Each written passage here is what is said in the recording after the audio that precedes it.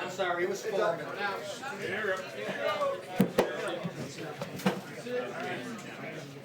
I just left the Oval Office where President Trump signed a new executive order authorizing even more expanded sanctions against Iran. So now, along with our existing sanctions authorities, we have additional sanctions to go after the Supreme Leader's office and lock up literally billions of dollars more of assets.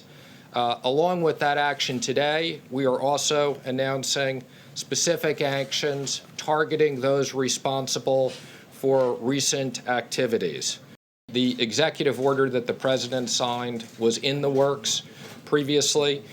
These actions are people who have either made threats or specific things. And again, I don't think you should interpret this anywhere otherwise, other than we are designating people who we believe were responsible for the chain of command, whether they knew it or not.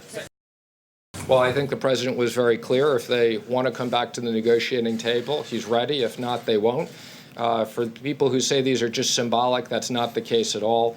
We've literally locked up tens and tens of billions of dollars. These sanctions will come along with additional entities where people are hiding money. So no, these sanctions are highly effective. These sanctions have been very effective in cutting off funds going to the IRGC and other people.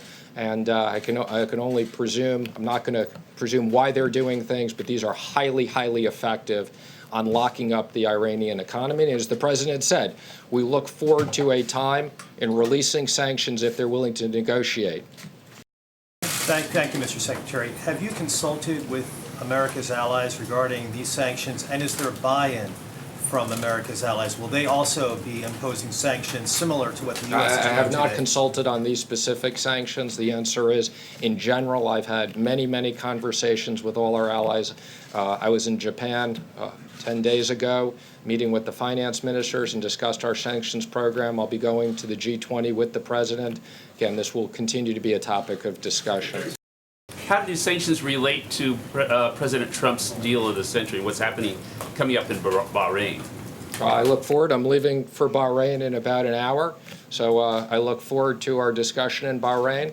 We'll be rolling out the economic plan, which will be great opportunities for the people of Palestine. We have a terrific group there of finance ministers, business leaders all around the world. I think we have about 350 people going, so I look forward to it.